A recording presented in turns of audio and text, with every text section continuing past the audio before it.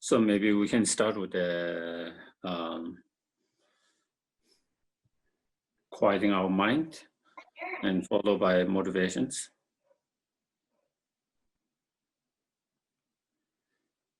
By watching our breath mindfully for a few moments.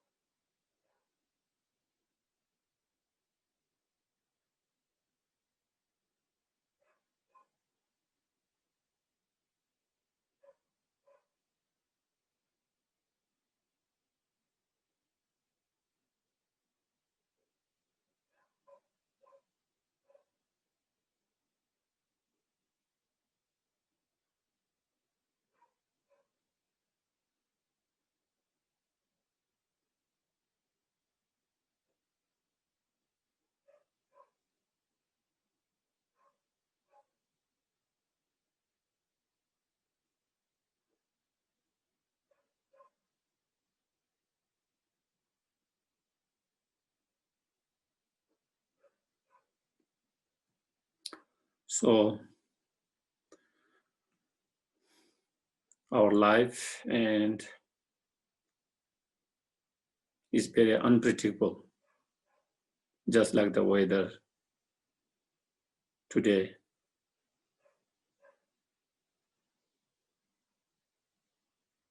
Anything can change, happen anytime.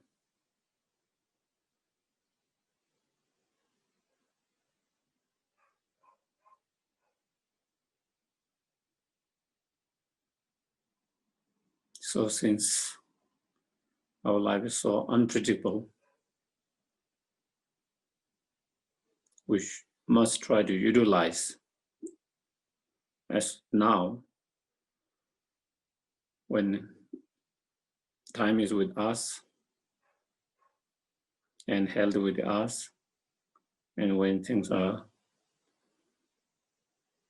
in little better situations, to practice the Dhamma.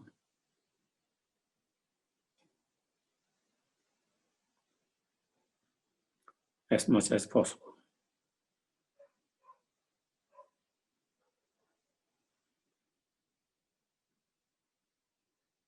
Because it is the only Dharma that could help us while we are alive at the time of death and after the death.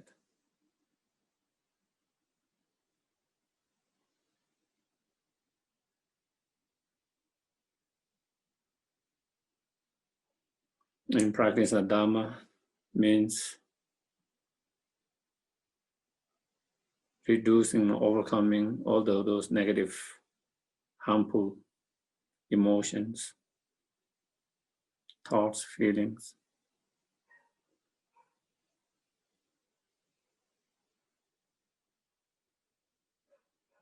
And trying to cultivate and improve and increase all the positive state of mind, especially the wisdom and the bodhicitta mind.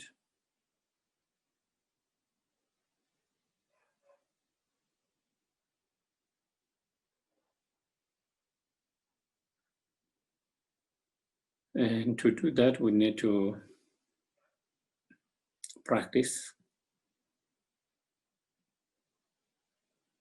And to practice properly, we need to study, learn, need to know how to practice properly, and be reminded of the practices. For that very purpose that we have gathered here together.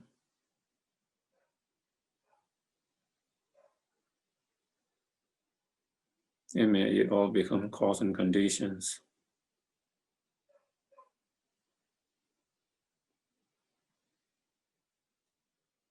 to transform our heart, our mind, and achieve fully enlightened state.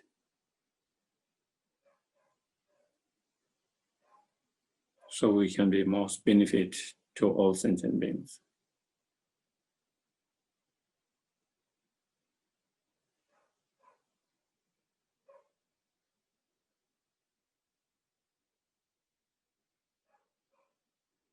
Okay.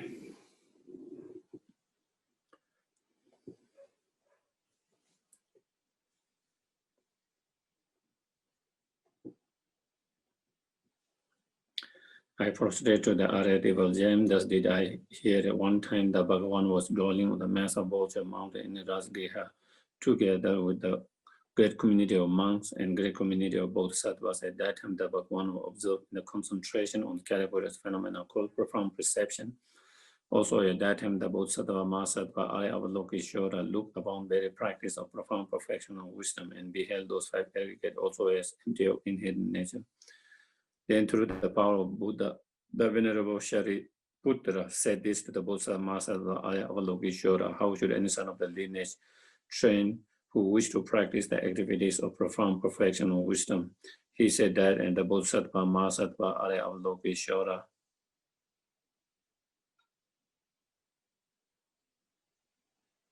said,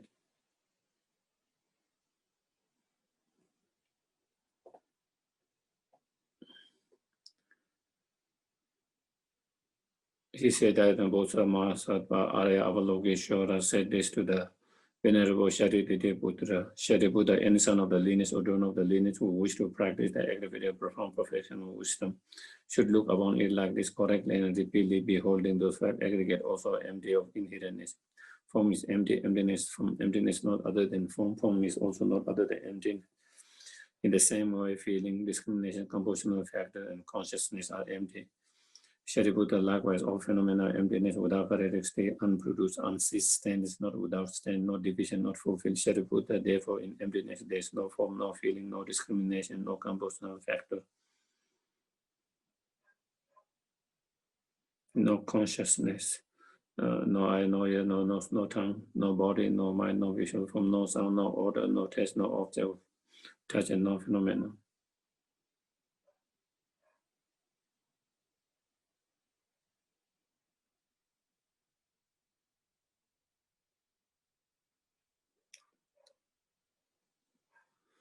There is no I element, so on, after including no mind element, no mental consciousness element. There is no ignorance, no extinction of ignorance, and so on, up to and including no aging and death, and no extinction of aging and death.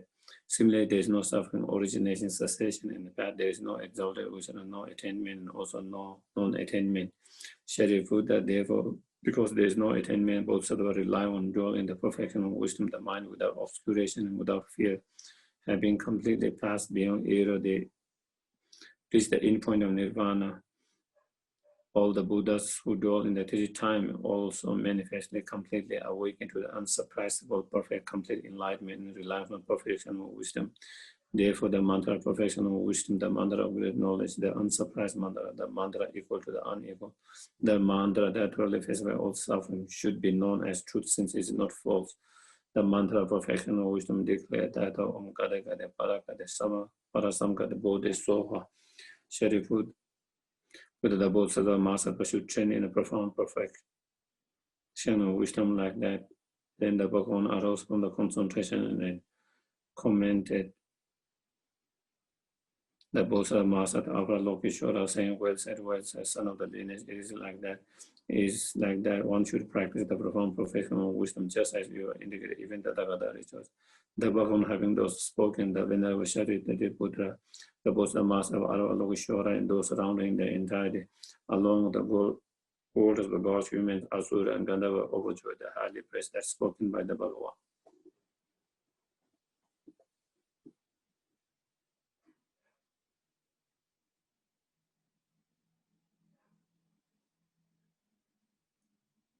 Sāshibē kē chōshīn mē tō tā rī rā līng shī yin dē yin bā dē sāng kē shīn dō mī dē wū wā dō kuen nāma tā shīn I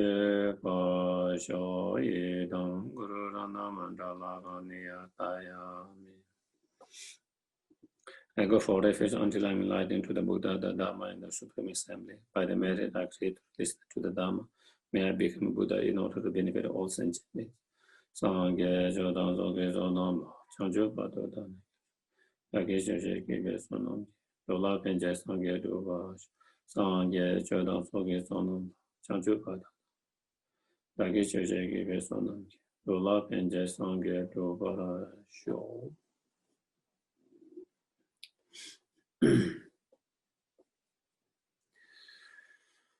So we have been discussing on how to develop karma abiding or shamatha, or in other word, meditative concentrations. And within that, we have gone through the method that is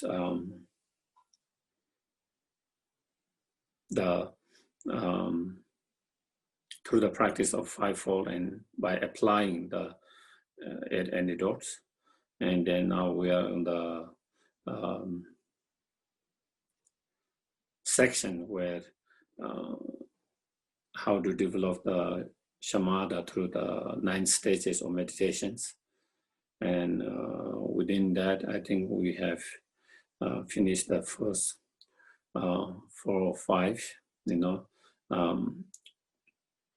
again, the first stages of meditation is, setting or placing the mind to the objects. And then second, we talk about continuous placing to the objects.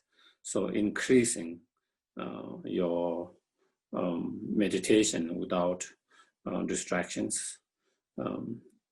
And as I mentioned, the period of that different, in one of His Holiness, he said is, when you can meditate without distractions from 2 minutes to 10 minutes, then that is the second stages, So as I mentioned, there is no really clarity in some of the Indian scriptures.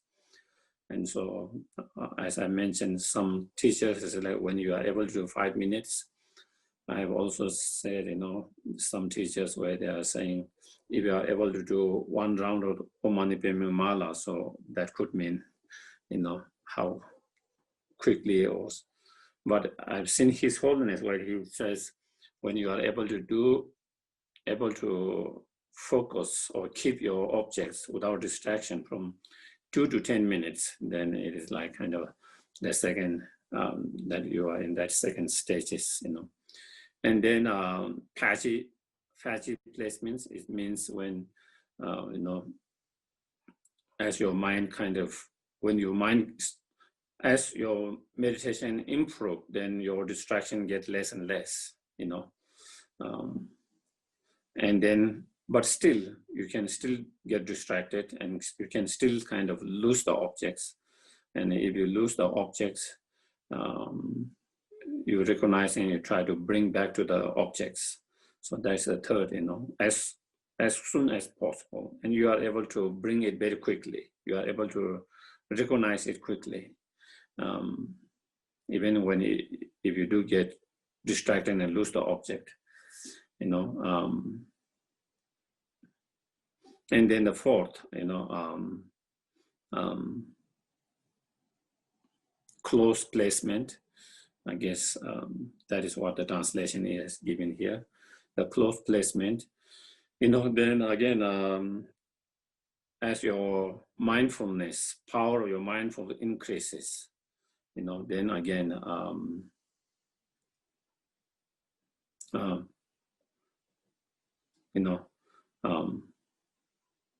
because of power of your mindfulness, so then you don't lose the object so much. And from the 4th stages, as I would mention, in some of the commentary, they said then you don't lose the object anymore, by distractions. Up to 3rd stages, you could lose the object of your meditations, At the very beginning, you lose more, and then 2nd level, you lose less and less. and increasing your meditations period with less and less distraction. In third stages, even you don't lose most time, but when you do lose it, you are able to recognize it very quickly and able to bring it very quickly back to the object. And from the fourth stages, then you don't lose the objects, you know. And then the fifth is the taming, you know, that is what taming the. So I think we did finish the, I think the taming.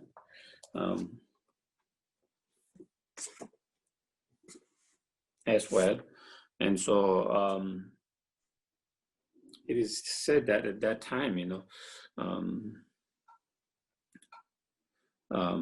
there's a the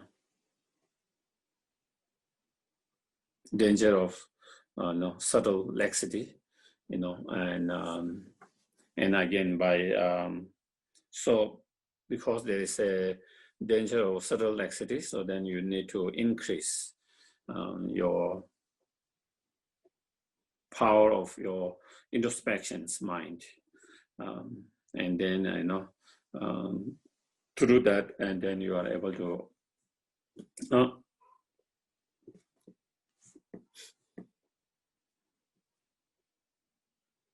recognize quickly whenever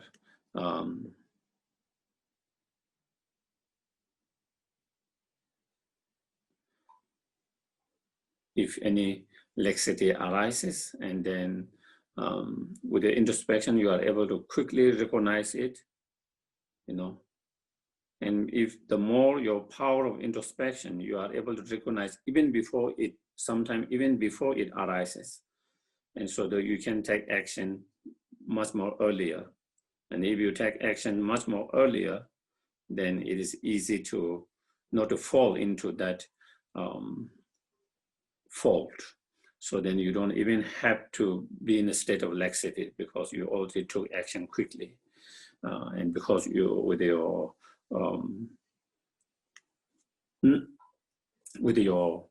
power of introspection mind, you know. And then, so that is where I think we have kind of seen, you know.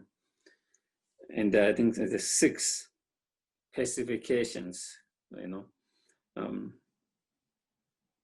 And so again, in these cases, there is a danger of, it says there is a danger of subtle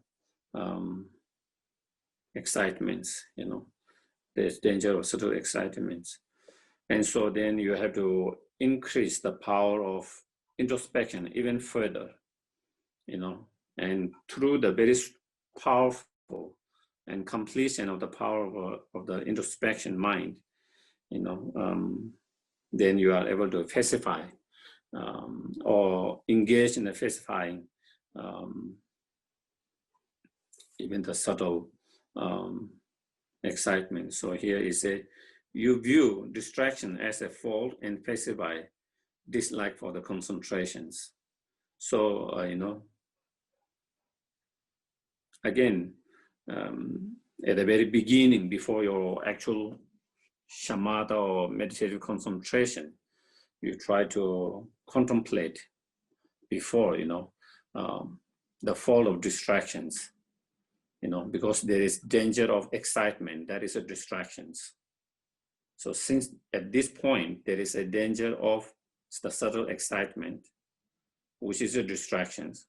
So again, remind yourself before you actually go into the actual meditations of the shamatha, do some kind of analytical meditation, a little bit in a sense, thinking about the fall of distractions.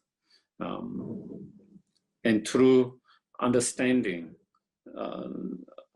the shortcoming and the fall of distractions and the excitements and dislike for the practice, the concentration meditations, whatever we have, through that meditation, then we try to develop a strong determination not to allow our meditation to be taken away by excitement, distractions, and that.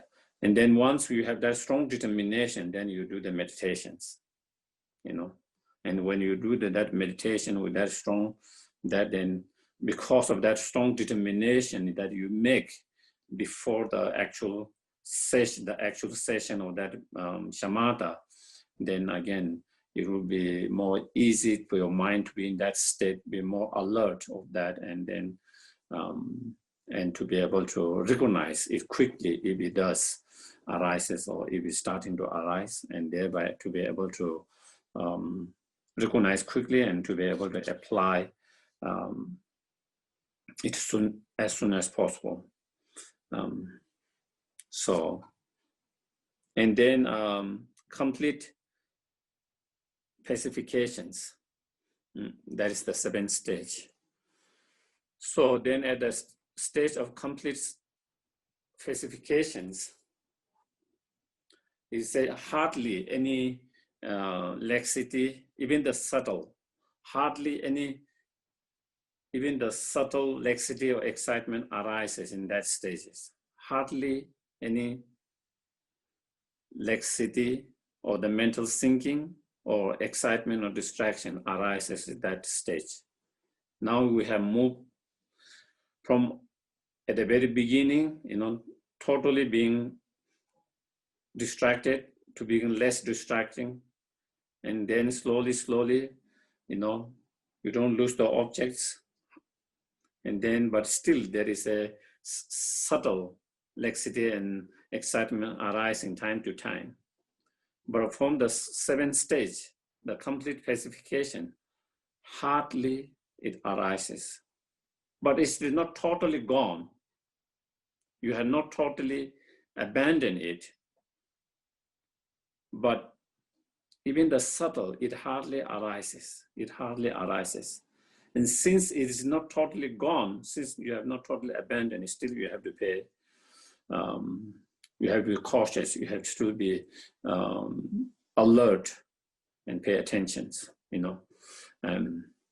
So there is a completely pacified mind of attachment, unhappiness, lethargy, sleepiness, so forth that occurred, So at that time, so attachments is part of excitement, So again, unhappiness, lethargy is kind of cause of the laxity. Sleepiness is also cause of the laxity. And so basically, it is said, hardly even the subtle arises, but still it is not still abandoned. So you have to pay more, still be more alert and pay attention, and still continue to apply strong mindfulness and introspection mind. Still you continue to apply the mindfulness and introspection continuously all the time, So that's it. Then the 8, making the single pointed.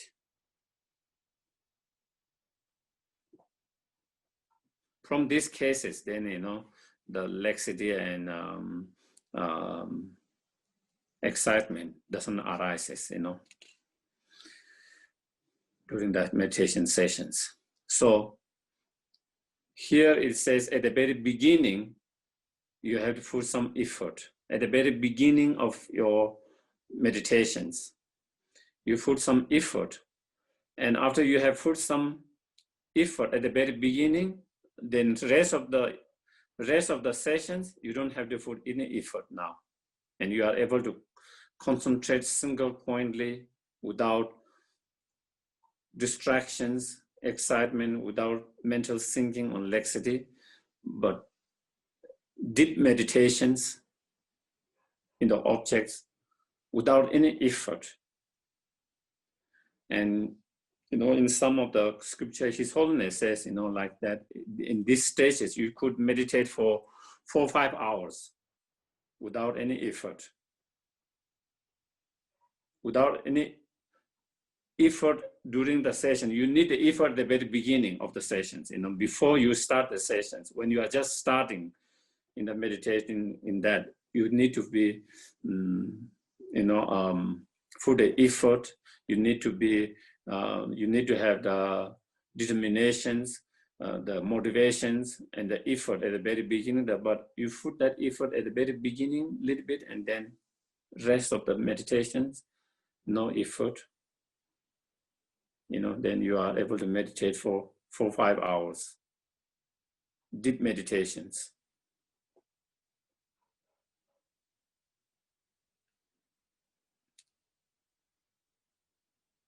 So there it says, then by the means of restraint and effort, with a full application to the mind, you get it to come about naturally. So at the very beginning, by the means of restraint and effort, you do that at the very beginning. You apply, and then you get it to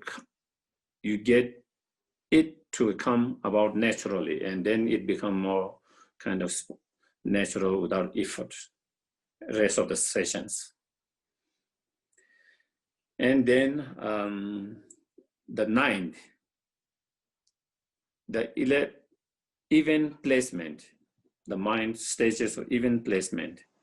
And that is where that you are able to meditate effortlessly. At the very beginning, you have the motivation to meditate. And then once you have the motivations to meditate, with that motivation, you engage into the meditations. And then without any effort, effortlessly, naturally, spontaneously, you are able to remain in that meditative state for,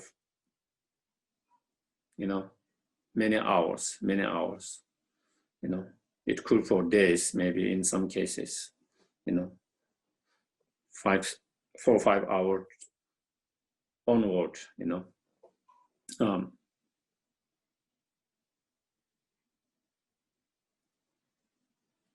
So, yeah.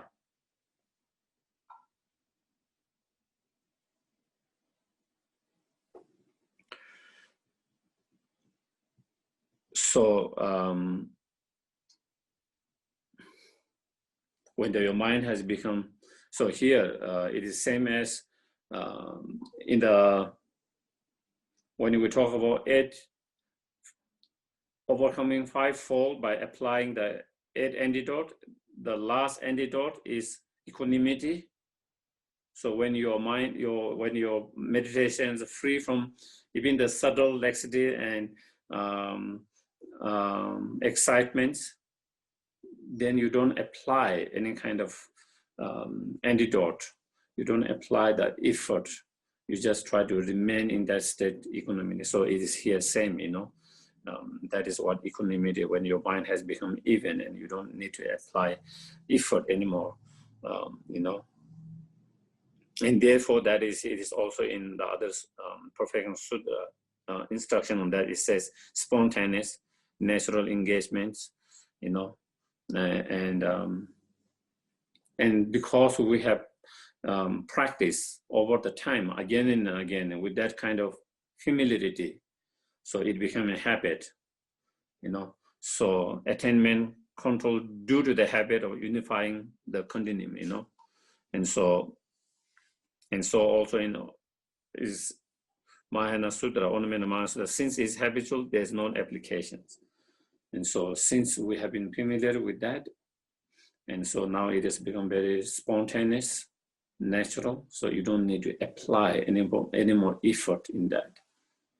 And in some commentaries, some teachers, they give examples,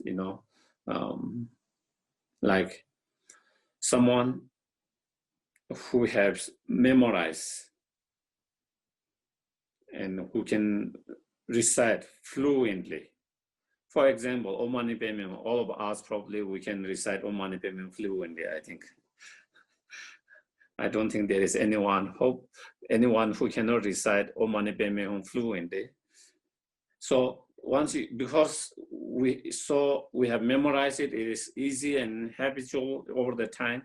Even you're distracted, without putting any effort, thinking about it, you can just recite it very naturally because it has become so natural. And so it is similarly like that, You don't even have to think so much about that. You just go once you are in meditation, then you are deep into it. So you don't have to remind your mindfulness and introspections and all of that, applying that all the time.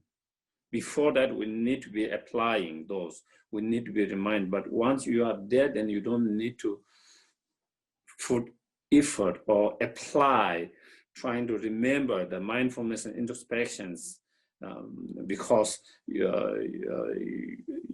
there might be a danger of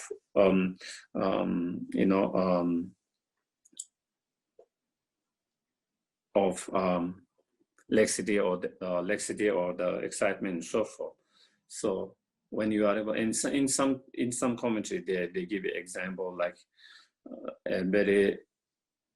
someone who is expert in riding a horse, someone who is not expert, then you have to pay attention. Otherwise, you can throw back the horse, you can be thrown away. But someone who is very expert, then they don't have to, even they are totally kind of distracted, they can still kind of be able to ride without being thrown away. And so those are some of the kind of example they give. But basically, it said at the very beginning, you have the intention to engage in the meditations, and that is it. So with that intention, that motivation, you engage in that meditative sessions, and without any more applying any effort, you can remain for hours and days. Okay. Then on top of that, then there is 6 powers that applying the 6 power, bringing the 6 power within the 9 stages of the meditations. Those 6 power you can see here, in the power of hearing, the power of thinking or reflecting, the power of mindfulness, the power of introspection mind, the power of joyous effort, and the power of through acquaintance and familiarity, acquaintance of familiarity. So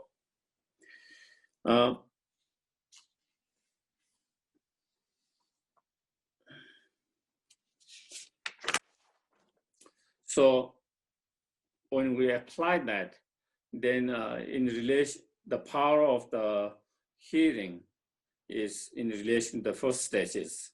At the first stages, we are just trying to set or place the mind to the object. Okay, and we try to place or set the mind to the object through hearing or listening the instructions, And then second, the power of reflecting or thinking is in relation to the second, the continuous placement. And in that, because now we are trying to increase our session of meditation without being distracted. So it's by, I don't know, thinking is the right word here, in English, I don't know how it works, but you are kind of reflecting the object of meditations and continuously, So now it is not just hearing the instruction. Once you have heard the instructions, and now you are applying that instructions, and through applying that instructions again and again, through that. And then the next power is the power of the mindfulness, and that we apply that to the third and the fourth, the patchy placement and the close placement. And so again, at the very beginning, we need to have the mindfulness, so that trying to keep your mind from losing the objects. Okay, that is the job, the functioning of your mindfulness is to keep your mind to the objects without losing it. It's like the rope. It's like the rope that keep the wild animal from running away, for example, So it is the mindfulness job or the functioning is to kind of stop the mind from wandering off the objects and losing the objects. And as our mindful get better, stronger, then not only we don't allow the mindfulness to wander off from the object and lose the object, but even from the very beginning, even before it started losing, your mindful is so strong, you are even aware even before it is wandering off, before you lose it. And so through that, you try to hold. So then at the fourth stage, as I mentioned, you don't lose the objects. From the fourth stage, we say we don't lose the objects because your mindfulness has become so powerful and completed, so that through the power of that, now you don't even kind of lose off from the objects, wander off from the objects. And then the power of so that is the power of the mindfulness. The fourth, the power of the introspections in the relation to the fifth and sixth, the taming and falsifications, So even though now there's hardly any growth, laxity or excitement, but there is still subtle laxity and excitement. And so whenever any subtle laxity or excitement arises, you need a strong introspection mind to be alert and be aware and recognize it immediately, or quickly. So you will need to develop that strong introspection minds. The job of introspection minds is like a spy watching whether any laxity or any excitement arises or not. And when it arises, being able to recognize and identify, being aware immediately.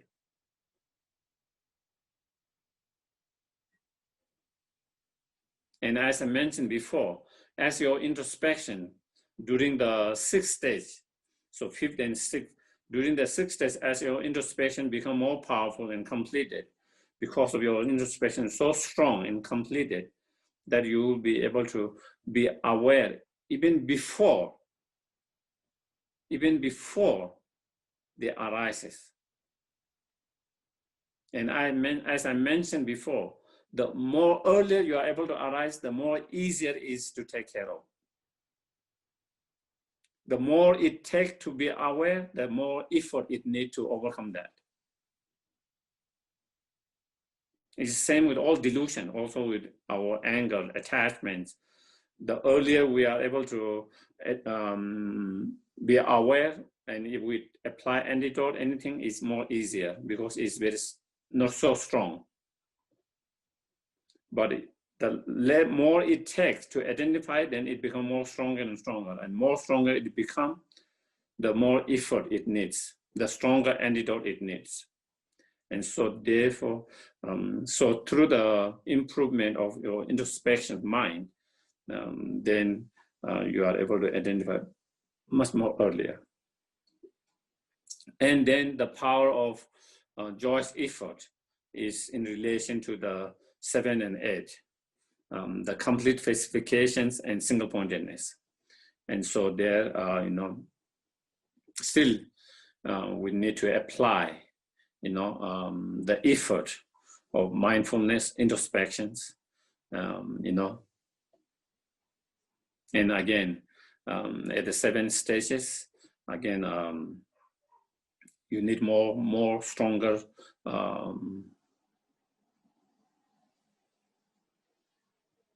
effort, joyous effort, and then at the 8 stages, you still need effort, but maybe you need the effort at the very beginning of the stages, and then you don't need the whole session during the whole session of meditations. And then the power of the familiarity or acquaintance, that is in relation to the 9 stages. And because now, we have gone through those 9 stages of meditation over the days, weeks, months, years. So there is a lot of familiarity with that practice. Because of such a familiarity and acquaintance, and almost become like a habit, natural. So therefore it doesn't require any effort. And it doesn't require any effort because of that, because now it has become spontaneous and kind of natural. And the reason why it has become a spontaneous and natural is now because of the familiarity of having done that practice over and again, over times.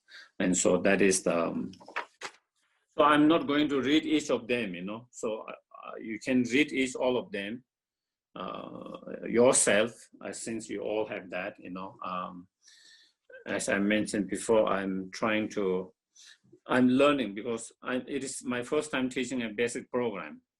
And I think at the very beginning, we try to go through each of the words, and I think that works in the monastery because we have so much time. But I think now I'm realizing it doesn't work in the West. People doesn't have that time and maybe interest. And so those who are more interested, then you can read. I'm just going kind of almost like the summary of each of them. But you can actually go more detail, you can read it here, okay? And I think, so that is applying the 6th power to get with the 9 stages, together with the 9 stages. Then there is the 4 engagement.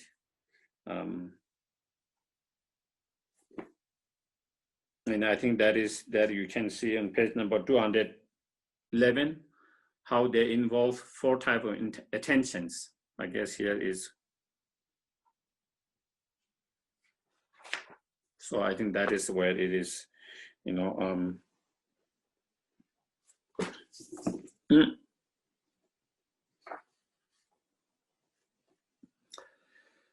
and so again, the 4 engagements are tight engagements, and then uninterrupted engagement, uninterrupted engagements, as you can see, and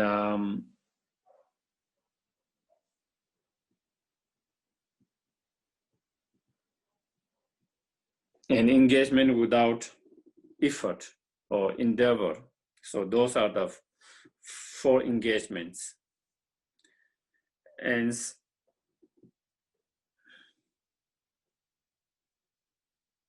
what it means is in relation to those 4 engagement,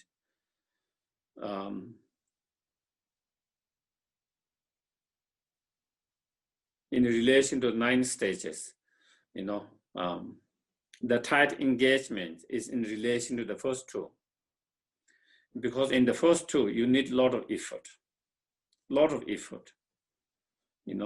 At the very beginning, you need more effort. And as your practice meditation get better and better, then maybe the effort are less, you need less and less effort because it becomes more and more easier as our meditation increases or improve. As our meditation improves, then it requires less and less effort. And therefore, but at the very beginning, when our meditations is not so, when we are not become so familiar and when it's not easy, so it becomes more and more effort. And then next 5 stages, 3 to 3, 4, 5, 6, 7 to the 7 is called interrupted. And it is called interrupted because during those 5 stages, there is interruption by either gross or subtle level of either laxity or the mental thinking. That is one of the obstacles, or the excitement and distractions. So in those stages, at the very beginning, there's more interruptions. In the third stages, there's more interruptions. 4th stages, there's less interruptions. And the 5th and 6th, there's less and less interruptions. And it is interrupted by more subtle ones instead of gross one. But still, there is interruptions. Our meditations is interrupted by either the mental thinking or laxity or excitement and distractions. And then the 8th is without interruptions. And because you are able to engage your mind into the meditations, you are able to engage into your mind to the meditation without interruptions by laxity or excitement. Now there is no more interruptions. Even though you need a little bit of effort at the very beginning of the sessions, but there's no interruption at all. And then when you reach the 9 stages, not point, 9 stages of meditations, then you are able to engage in the meditations. Your mind is able to engage in meditation without any effort from the very beginning. Without any effort, effortlessly, naturally, spontaneously. So those are the 4 mental engagement that is kind of, and there is some kind of discussions, doesn't first 2 have interruptions, why they are not called interruptions? Also between the 5, isn't there also required effort? So why it is not called tight engagements? So then there is some question asked and then answer given. That probably I don't need to go all of that, okay?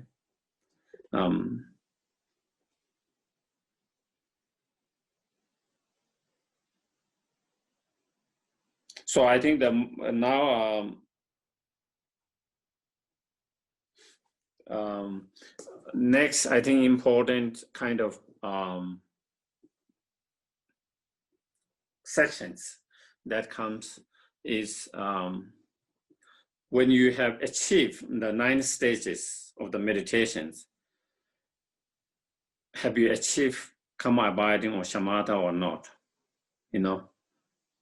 When you have reached the 9 stages of meditation, when you are able to meditate without any laxity, without any distractions or excitement,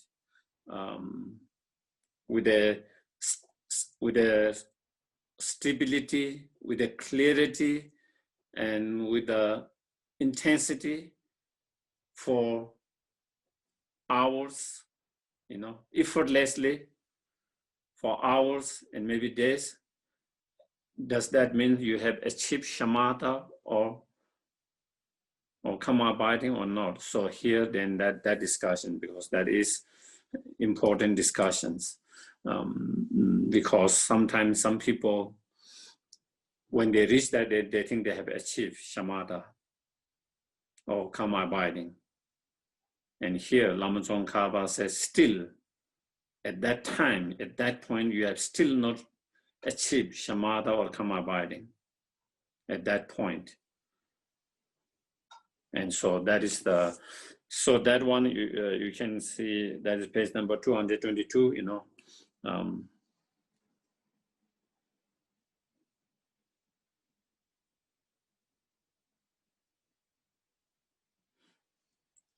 So there is the last 2 kind of, that there is the setting of the doubt. So the doubt I already mentioned now.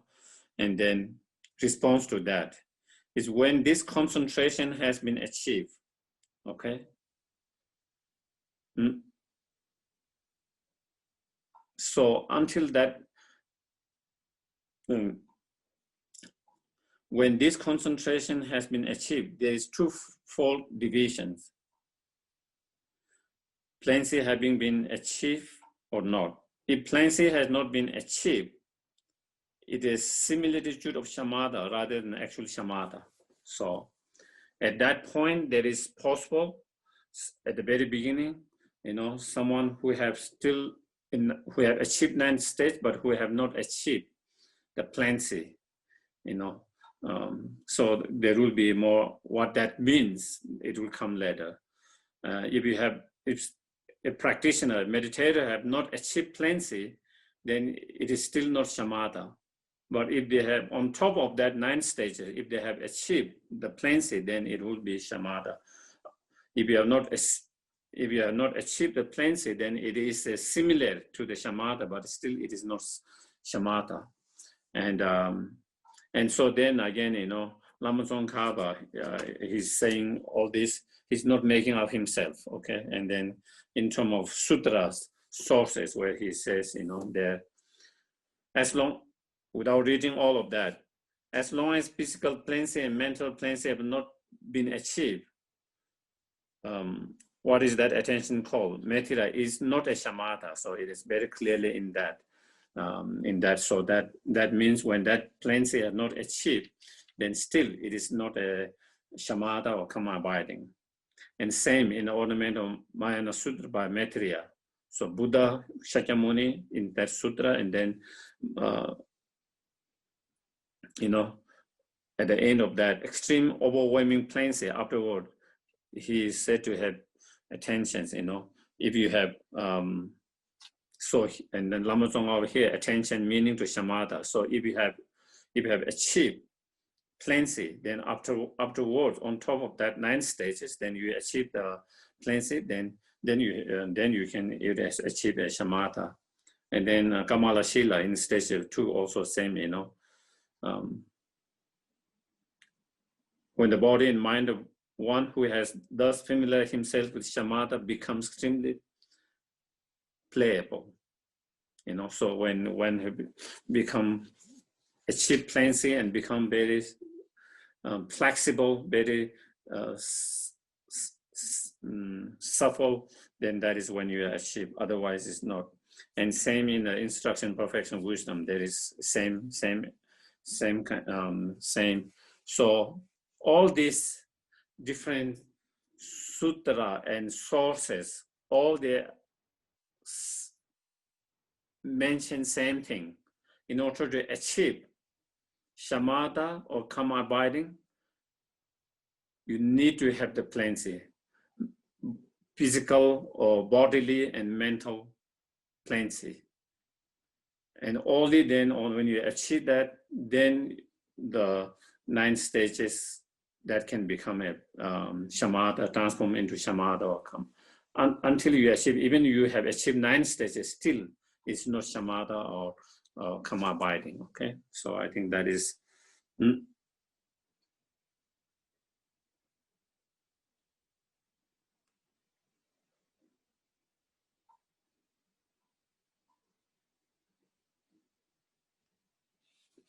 So again, it discuss about then what whether it is what mind is that, and then in terms of it's talking about so I think maybe I'm going to go more. So then page number 214. Because now it has talked about if you achieve plaincy, then after the 9 stages, once you have achieved plaincy, then it become a karma abiding or shamatha. So then what is plaincy, so then so there it says, in continuum of knowledge.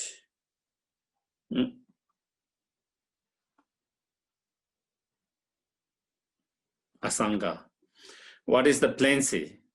It is the suppleness of body and mind, So plaincy here means suppleness, very flexible. extremely flexible, physically and mentally, due to cutting the continuity of bad physical and mental tendencies, so those, it will come later, the bad, I don't know whether bad is the right translations, bad or good. I don't think it is more kind of unflexible,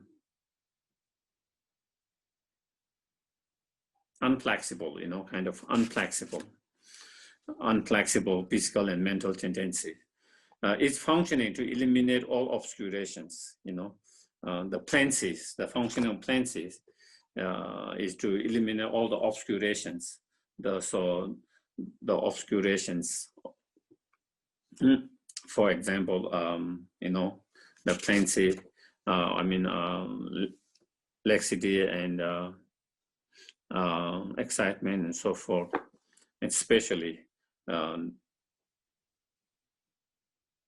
uninterest, not having the interest in meditations, and feeling kind of non-interest or inflexible and all of that. So then Lama Tsongkhapa explaining more of that, what that means, bad physical and mental tendency means, It consists body and mind that unfit to employ for any virtuous activity at will, So at the moment, even we want to direct our body and mind in something, we are unable to direct it. We don't have that will and flexibility. I want to direct my mind to some object and my mind starting going somewhere else. Doesn't want to follow me,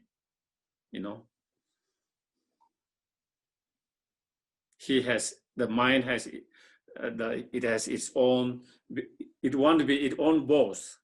Doesn't want to be follower of you being the boss at the moment, Same with the body, Same with the body. But so that is, it is not listening to you, kind of not being able to direct wherever you want to direct. Here it is said virtues that I've started having some doubt. Virtuous activities.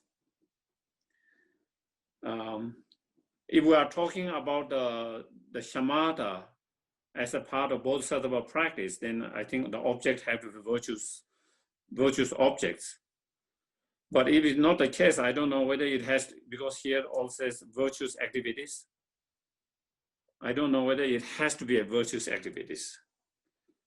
I'm starting to, a thought started to come in my mind when I, for example, if someone is trying to develop a shamatha on the basis of breath or any image, let's say image of light or image of a flower, still they can develop shamatha on the basis of that. But still that object is not a virtuous.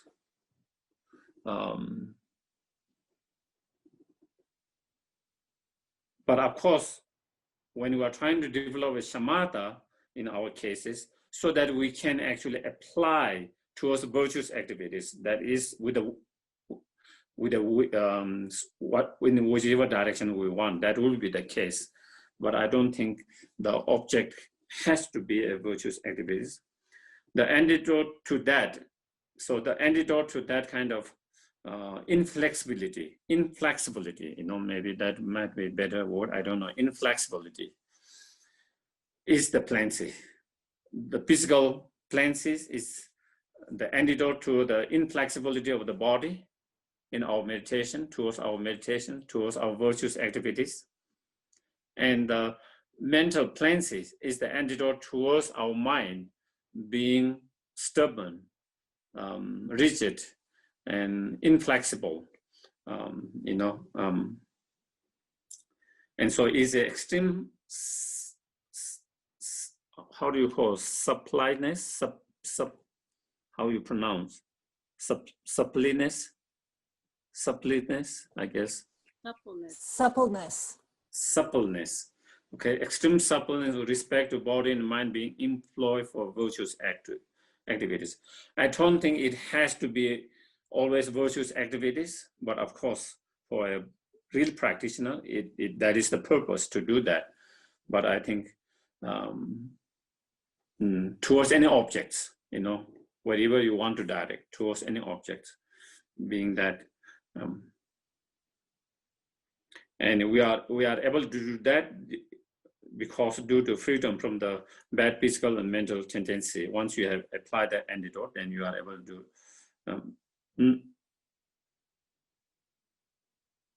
So inflexibility, what does inflexibility, that means?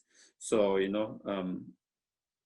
so it is, especially if you endeavor to give up afflictions and bad physical tendencies, and that within the class of application of abstract the joy, abandoning application, you will get rid of such deficiency as happiness of body. So when your body becomes when you have plenty, physical plenty, your body becomes flexible. When your body becomes flexible, your body becomes suppleness and kind of light. And when there is more lightness, then heaviness of the body. So then you are overcome the heaviness of body. And at the moment, our body doesn't like to engage in certain posture or certain period of time. Our body gets more easily tired because of that kind of inflexibility, because of that kind of heaviness, okay, of the body. And then its lightness is the suppleness of the body. So that is it. So there is more lightness in your body. And then because of that more lightness, you have less heaviness. And because of that, your body become more flexible and less tired.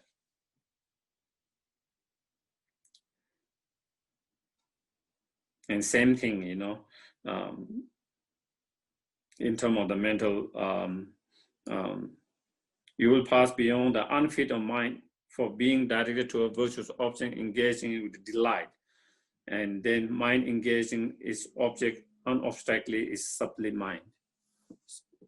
So again, when there is then cleansing in your mind, then your mind becomes much more flexible, supple, and then, there is no resistance, there's no resistance. Because there is a delight in that. There is a delightness, there's flexibility, and there is less resistance.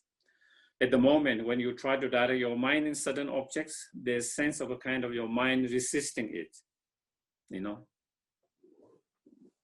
And that kind of resistance, certain level of resistance,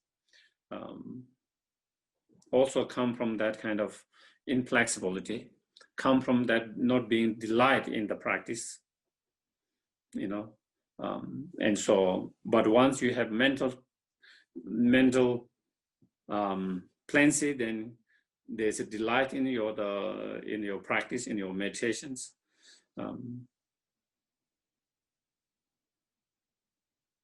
And there is flexibility, less resistance, and so more flexible.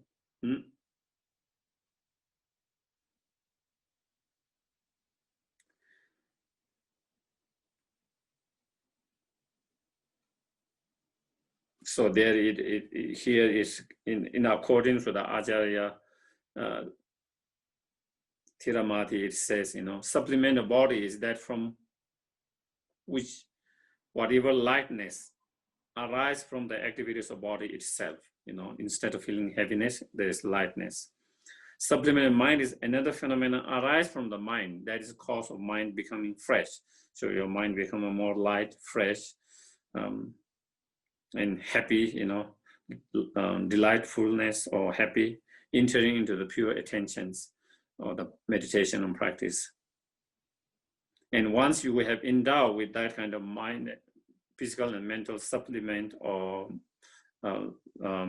plenty, then when you are endowed with that, you engage in an object unobstructedly, naturally, smoothly, And that is why it's called suppleness of the mind.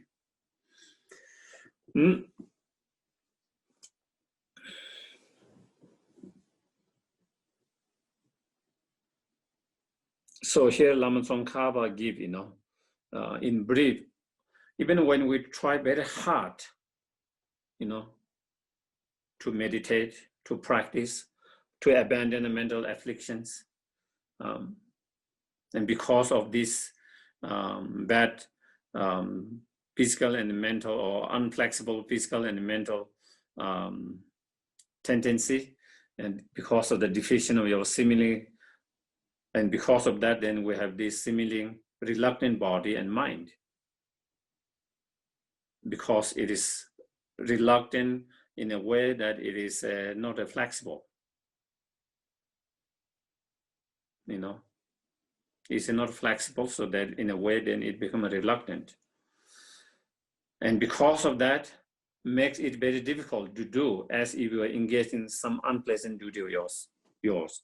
For example, and because there is also no delightfulness in that.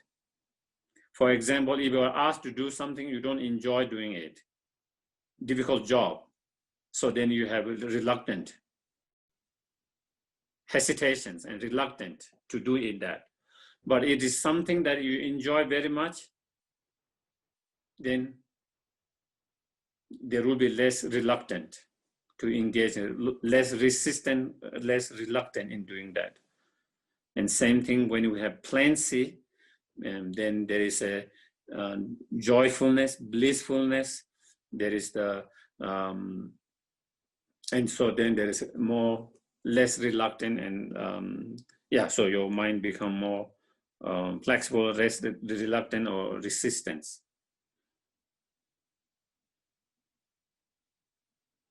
And so once that divisions of the body and mind has been reversed, then body and mind become extremely easy to use. And I think that also go, for example, yoga practice and meditation, they go together, because with your mind, also your body become more flexible, easier, to do whatever posture, that you can see, how your minds also help in your body to become more flexible in that way. And you can see some of the sadhus, those meditators, sadhu, like those I don't know what, ascetics, those in the mountains. Some of them stand for just 1 feet for years, or in particular strange posture, different posture, for days, weeks, months, and they are able to keep that, I think, because also of that kind of certain level of plenty, bodily and mental plenty. Because of that, they are able to do without, their body also becomes so flexible and able to keep in that whatever posture they want to keep. For us to keep that posture, I can't do for 5 minutes, maybe 2 minutes. Some of those postures, maybe not even 1 minute. But they do they keep those kind of posture for days, weeks, months, and years. And because they have reached certain point of such meditations and such a plenty that become that, so it becomes easy for them.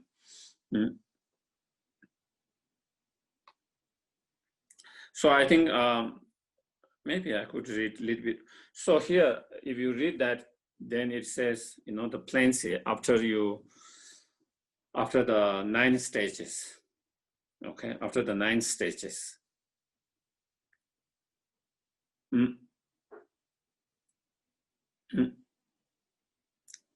Once you reach the 9th stage, you continue to practice continue to practice, because you haven't still reached the shamatha or karma abiding. In order to reach, you continue to meditate even when you are in that.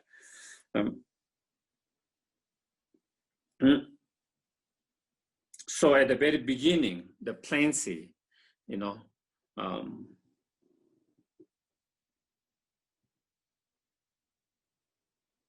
comes small portion, very subtle and small, you know. And because it's subtle, and so it is more difficult to recognize it. And then that plenty become more and more as it become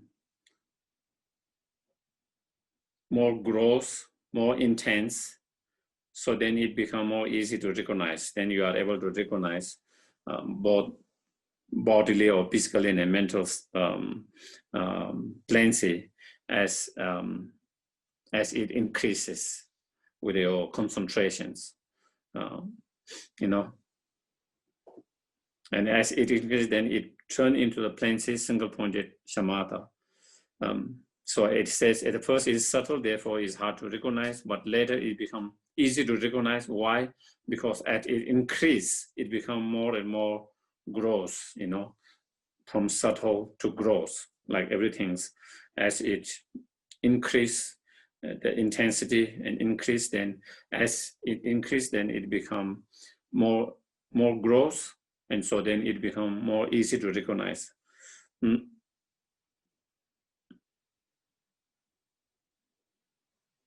So here it says the sign, one of the sign of the plenty arising is that it says here, you know,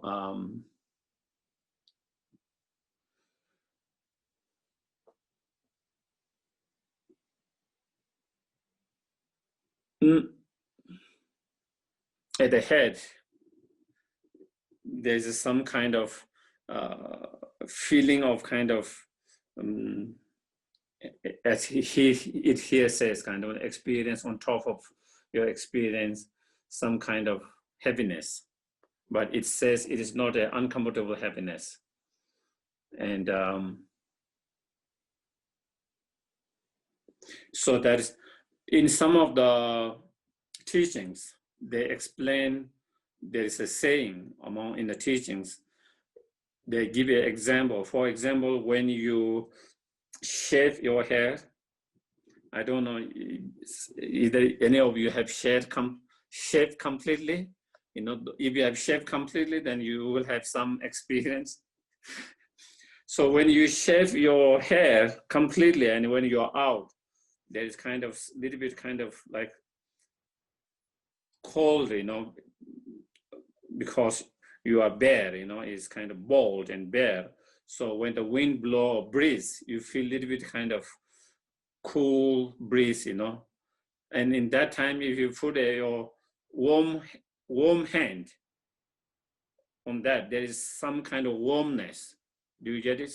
So they say it has some kind of, that kind of feeling, a sign, so as it is said here in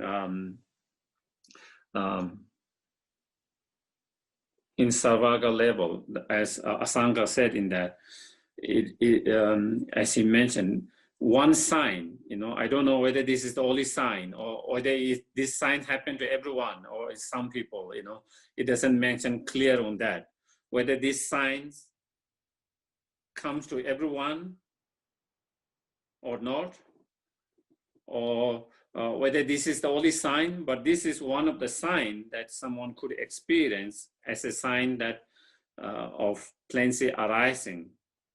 The plenty hasn't arises, but it's a kind of sign. And so in some of the masters, some of the teachers says it's like that, putting that warm hand on your shaved head.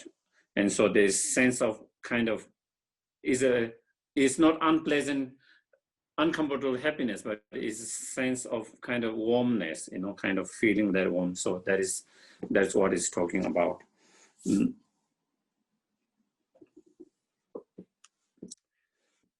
And so then I think I will probably, there is a lot, but you can read that.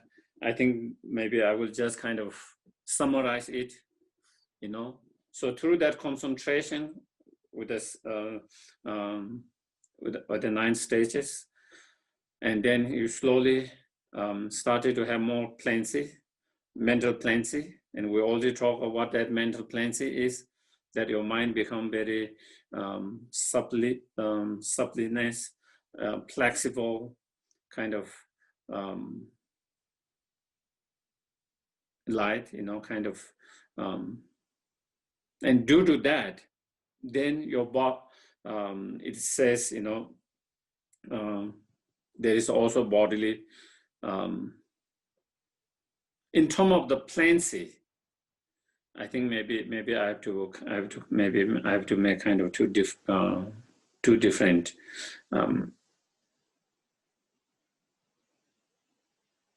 Yeah. So due to that mental plenty, then it induces the physical plenty.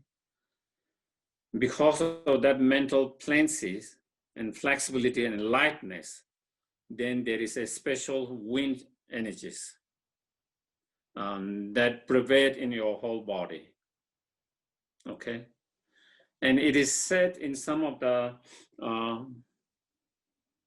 I think in one of His Holiness commentaries, where he says that it is explained, His Holiness, it is explained that between our skin and between the skin and the flesh, there is some kind of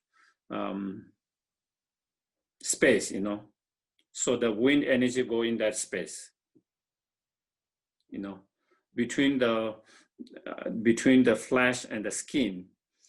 This particular specific wind energies that come through that mental cleanses kind of prevail in all your body, whole your body, and because of that, then it induces that physical cleansing.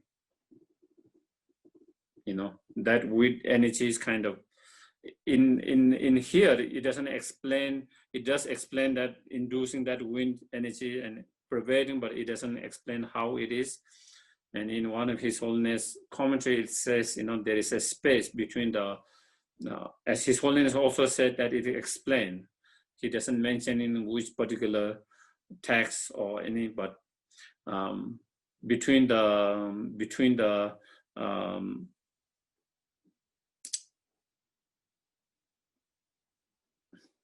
skin and the flesh, and that wind pervade in the whole body, and that make your body kind of light, suppleness, and kind of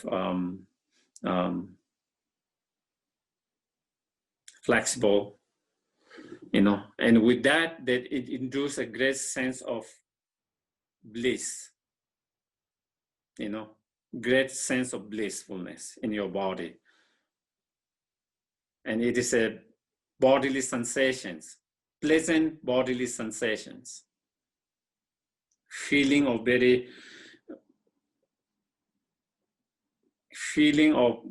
is not a mental, that bodily sensation is not a mental feeling, but it's a physical sensation, so that is a bodily, and so there is a blissfulness, but on physical level, but it's a physical sensations, pleasant feeling, nice feeling, pleasant feeling. And that physical pleasant feeling sensations induce mental blissfulness. And that induce mental blissfulness. And when you have that mental blissfulness, then that is when you have achieved shamatha and calm abiding.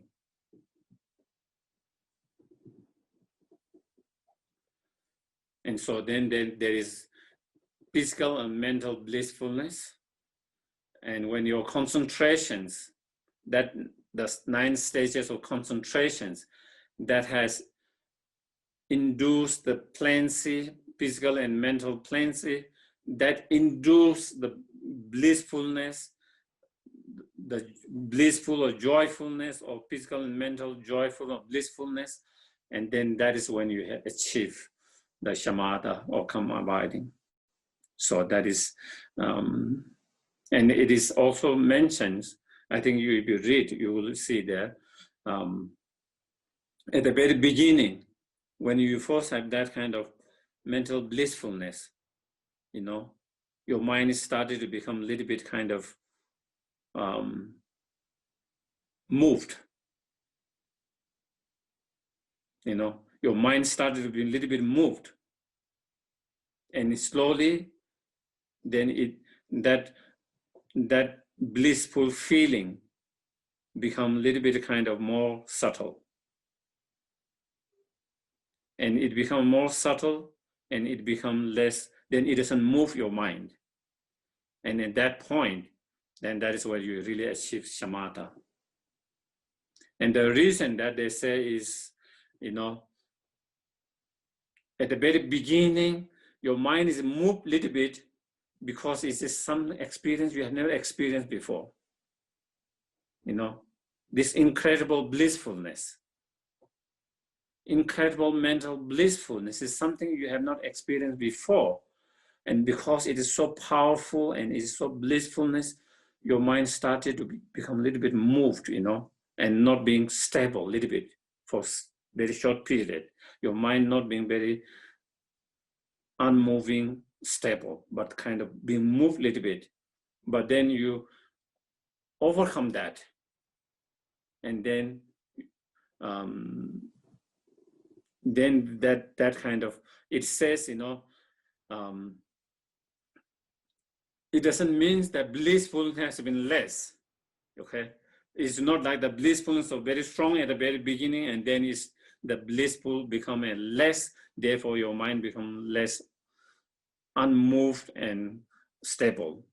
But it is said, the blissfulness, in terms of blissful itself, the level is the same, but it has not become a less. But what is your mind is less excited now. You see something, when we experience something new, your mind is there is a lot of excitement. Your mind is a little bit more unstable because there's too much excitement.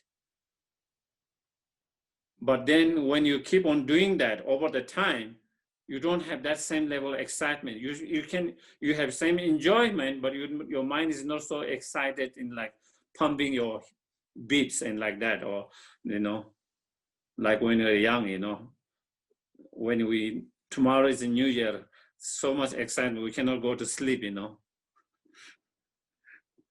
You can't go to sleep, so excitement, that is something like that, but now still, you enjoy your new year, but I think your mind is not like that, where you don't sleep. So, something now, you are experiencing something at the very beginning, there is that excitement, and that make your mind a little bit moved. And then once you have experienced that for a certain period,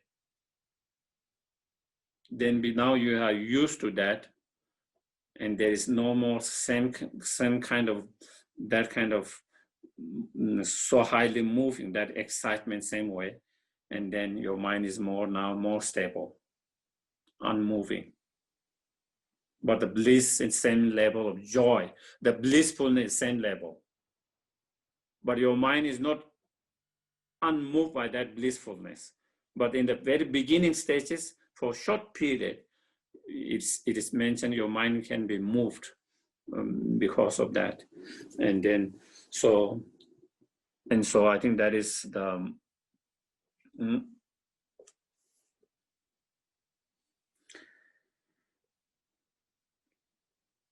so yeah, I think that where you say the actual manner, I think it is where it says, in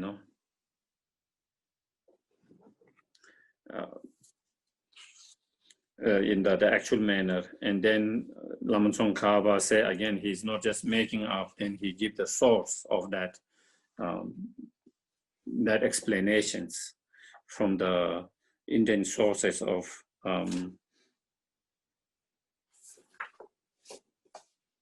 from the asangas. Okay. So I think with that, I think maybe we will kind of stop here for today. So I think on a good note, with having achieved shamatha and great blissfulness, okay, and I think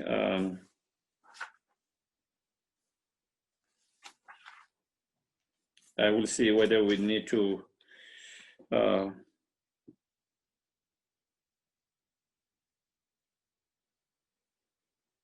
I think I have also covered some other things.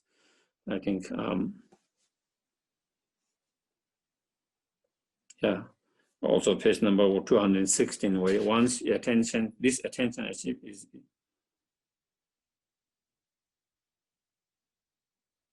the more place. No, I think maybe it is a different. Okay.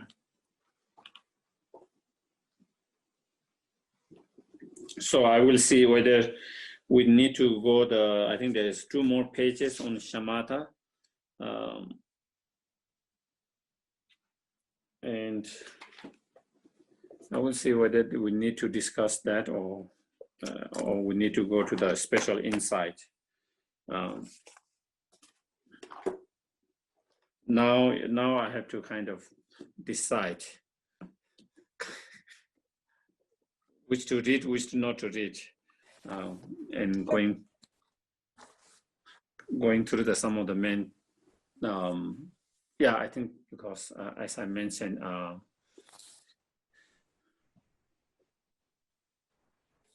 when we go by word, it started to maybe feel a little bit more too dry, maybe too much information, and maybe we get lost. So instead of kind of getting the main kind of essence from each of those points. So anyway, so yeah, we'll do the dedications. So I'm so sorry. Grisik had a question. She dropped it into the chat and I just put it in again. It's the one that says, going back to Lama Tsongkhapa's 4 instructions on how to direct the mind towards the object of meditation. Do you see that? Going back to the Lama Tsongkhapa 4 instructions on how to direct the mind towards the object of meditation. Visualizing the object and uplifting the mind seems pretty straightforward, but I'm less clear about how to generate forceful mode of apprehending object and about how to place the mind. How are those 2 elements different from each other, and is either one similar to tittering the mind? What is tittering? I don't know meaning of the tittering. The mind. Headering. What is headering? What does that mean? I don't understand that. What's the meaning of that? I think similar, Geshe-la, to when you talk about the animal and the rope. It's like the animal is tethered to whatever is on the other end of the rope holding. Tiding, okay. Tying. Yeah. Kind of similar. Yeah. Okay. How to place the mind is in terms of you are visualizing, then that is your mind. You are placing the mind to the object in these cases when you are visualizing the image of the Buddha. So that is same. Visualizing is placing your mind to the objects of the Buddha's image. You know, but it could be any. If it is not an image, then, you know, for example, if you are looking at the nature of your conventional mind, the clarity and the awareness, so that you just try to keep and hold that clarity and awareness without any other thoughts. So keeping your mind that object, holding that object. Or into emptiness, you know, you do the analysis, and after analysis, then you come to a certain kind of conclusion, is the object is empty of inherent nature, and then when you come, then you try without any other thoughts or concepts, you try to hold your mind to that object, that the object is empty of inherent existence, or if you're using as breath or the sensation of breath, you keep your awareness or your mind or your attentions, your mind to that object, whether it's a sensation or whether it's a breath itself, holding that and not thinking anything else, but just holding on that object. So that is holding the, that is the, how to place the mind, placing the mind. So that is placing the mind to the objects. And then the forceful mode of apprehending objects, what it means, I think, sometimes, again, I said, I find when I see the English, sometimes I get lost what that means, and sometimes I have to go back to the Tibetan to really means what it means, because of the so much different translations and also all these terms I'm not used to so much, as I said, I'm teaching this kind of subject for the first time, and a lot of terms that they use, I'm so unfamiliar. Sometimes I get lost. Sometimes reading English become more difficult than reading the Tibetan commentaries or the root. To me, I have to read a couple of times to really guess what it was meaning. But it seems like from if I remember that words, the mode of what was that?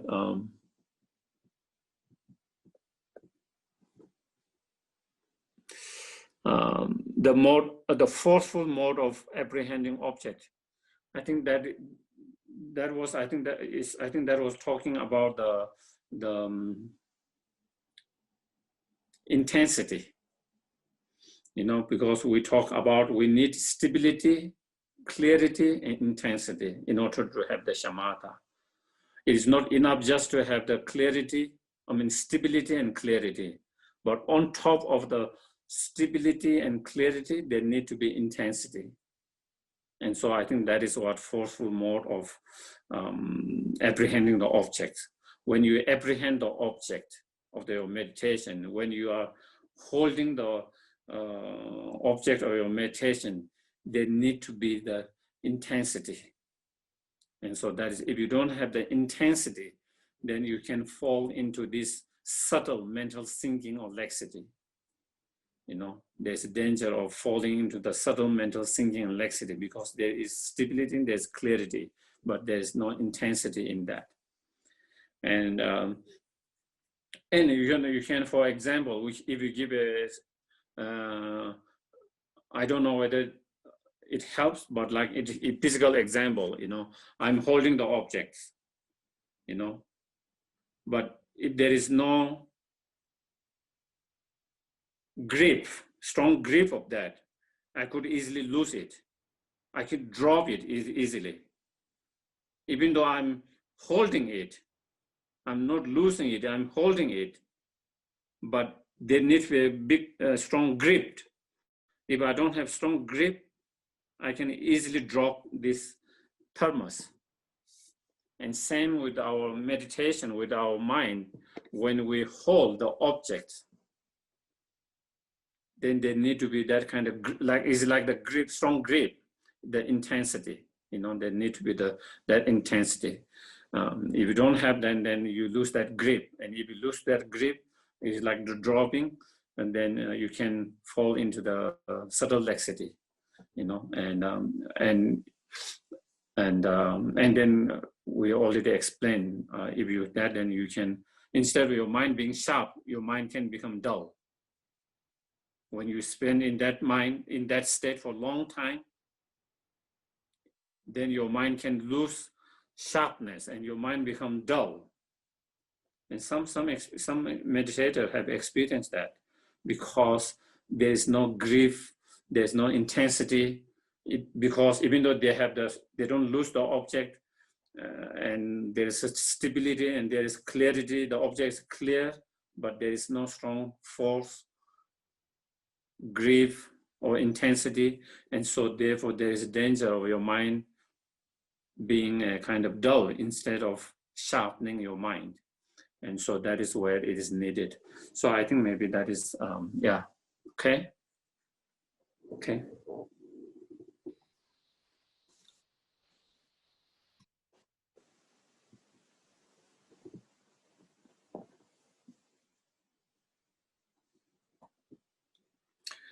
Due to the merit of this virtuous action, may I quickly attain the state of Guru Buddha and lead all living beings without exception into that enlightened state. May the supreme jewel Bodhicitta that does not arise and grow, and may that which arise and not diminish but increase more and more.